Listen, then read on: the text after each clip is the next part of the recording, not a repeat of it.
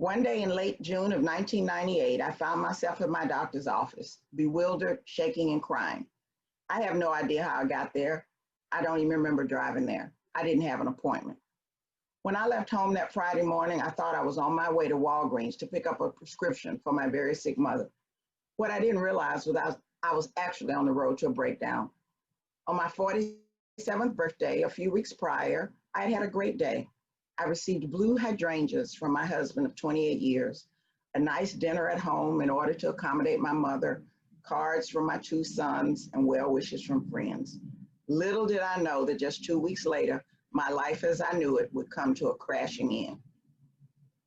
That was the night my husband gave me an 11-page letter saying he didn't want to be married anymore. You might be saying, oh, you must have known. Women always know. Well, trust me, I didn't know. I didn't suspect. It came out of the blue. Let's back up a bit. Prior to that event, life had been moving at a fast pace. Our oldest son was in college. Youngest son was in the 10th grade. My big job in DC was more than I could have ever dreamed of. I traveled. It was exhausting, but I loved it. My husband had a great job at a major oil company.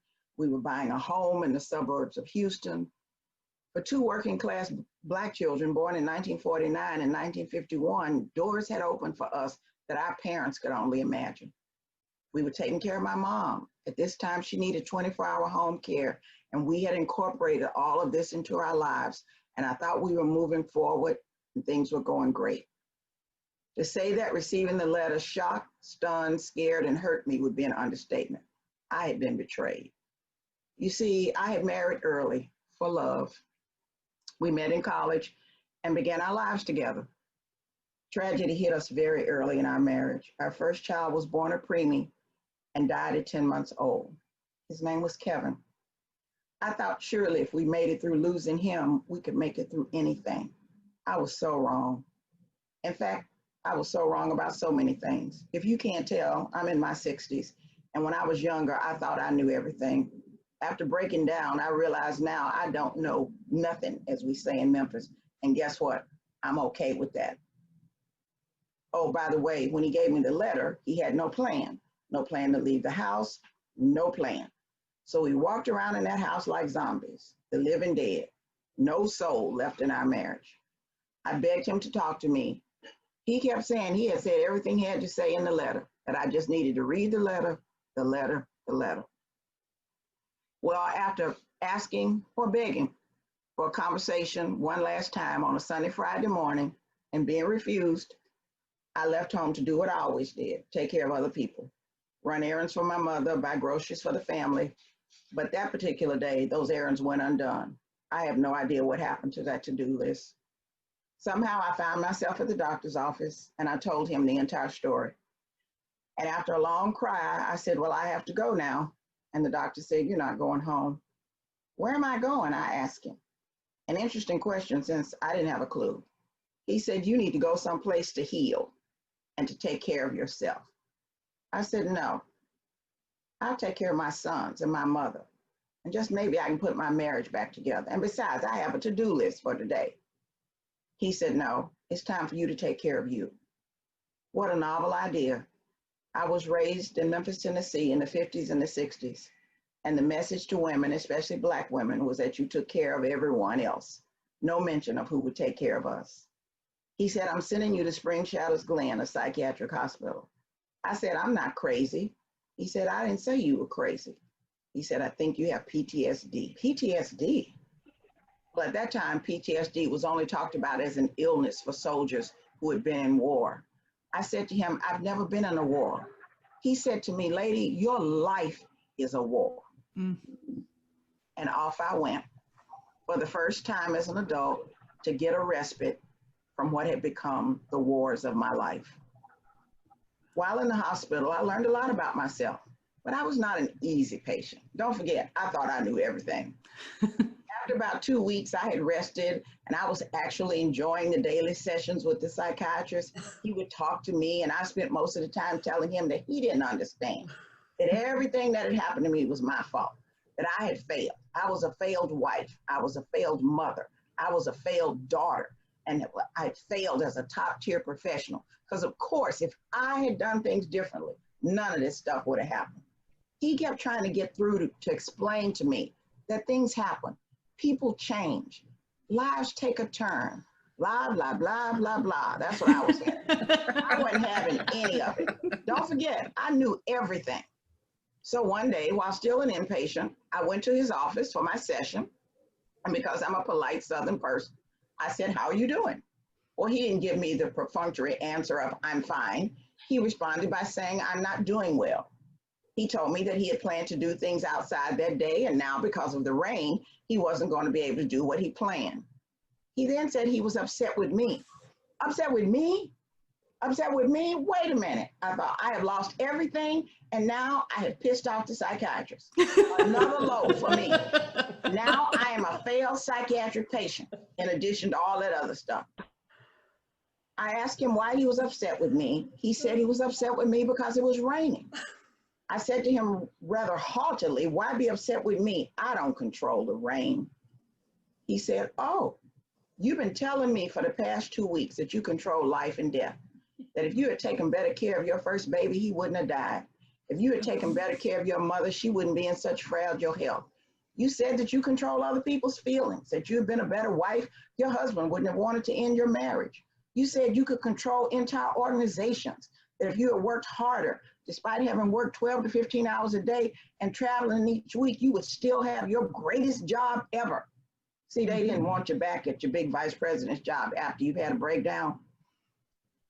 You told me that if I was a better mother, despite all that was going on and their stable world falling apart, that your sons wouldn't be shell-shocked. Well, he said, just like you don't control the rain, you don't control any of these other things. I've been trying to get through to you for 2 weeks that none of us control all or most of the things that happen to us in our lives. All we can do is manage it, try to stay whole, and get through the tough times with help and support."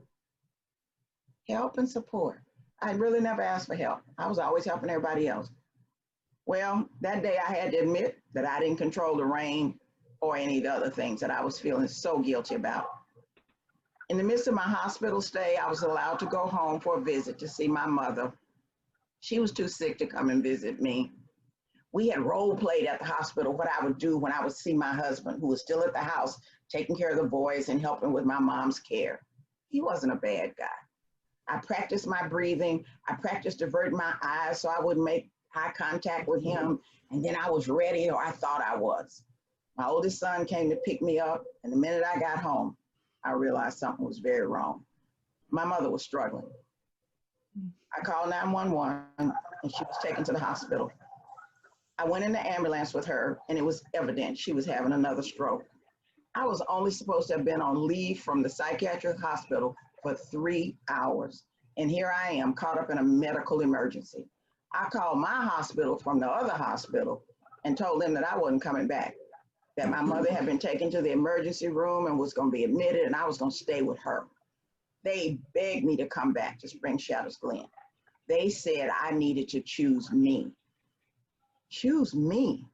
How could I do that? What kind of daughter would leave her mother in the hospital having yet another stroke? That's not who I was. Even my mother tried to get me to return to Spring Shadows Glen. After much conversation and yes, prayer, and with the reassurance that my oldest son would stay with my mother, I chose me, something I had never done before.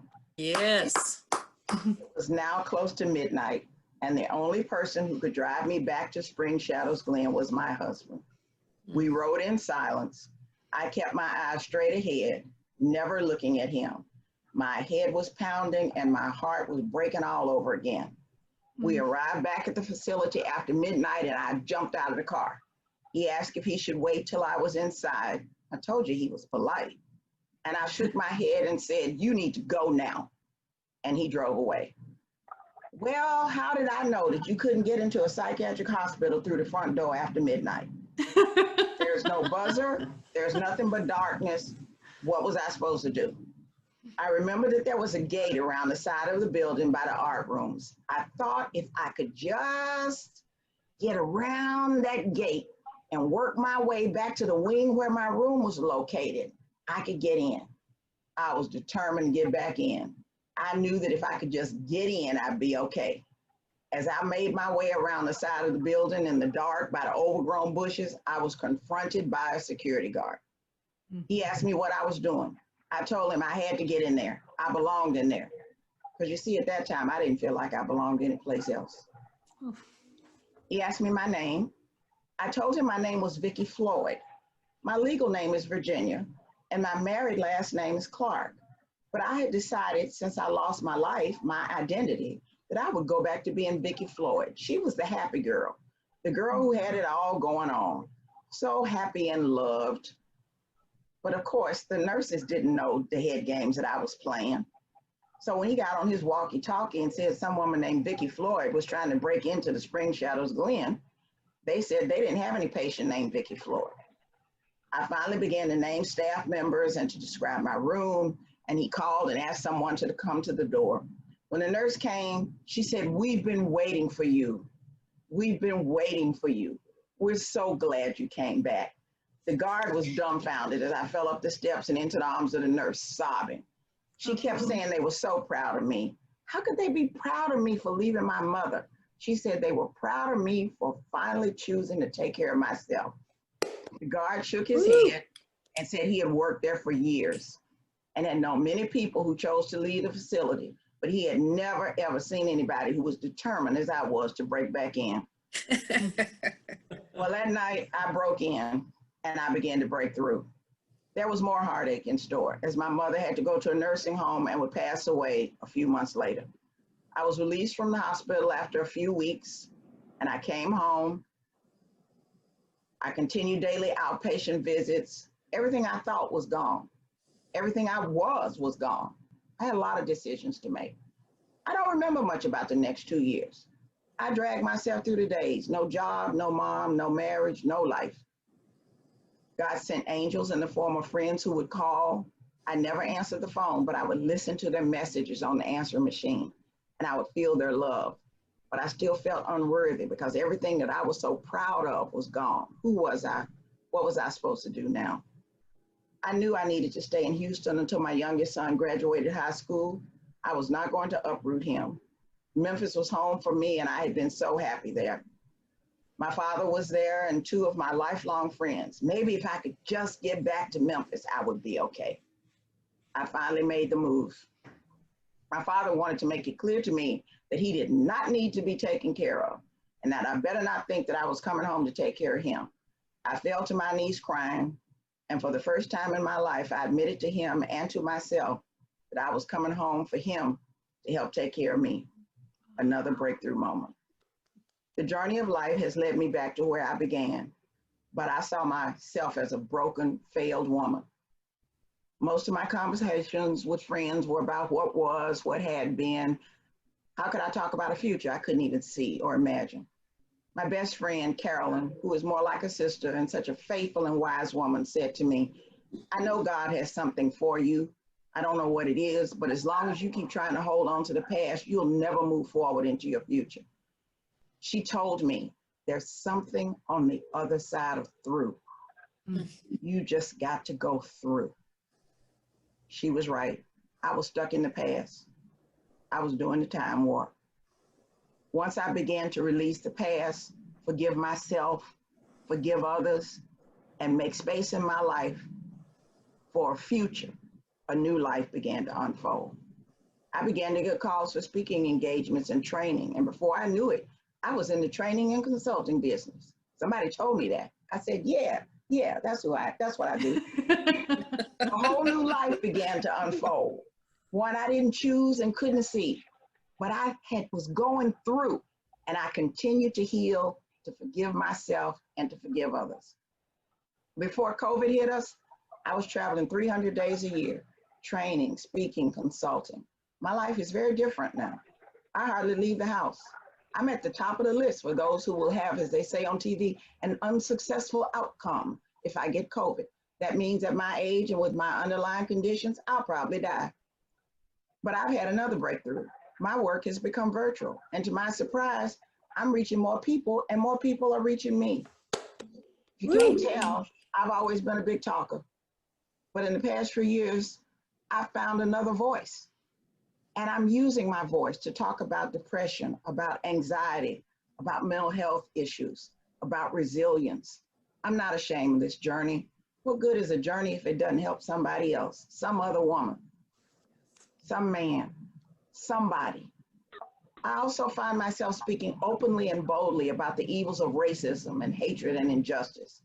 I've had to admit that we have a long way to go, that the world is really much not different than it was when I was growing up in segregated Memphis all those years ago. In some ways, it seems worse, but I refuse to give up. I refuse to give in.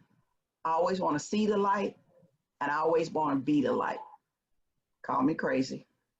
I'm learning, growing. Yes, at this age, I am still a work in progress. I have no idea what life has in store for me, but suddenly I just know it's time to start something new and continue to trust in the magic of beginnings.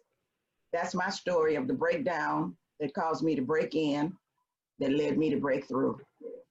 I remember each and every day that there's something on the other side of through, and I just keep moving through this journey called life. Thank you. Yeah.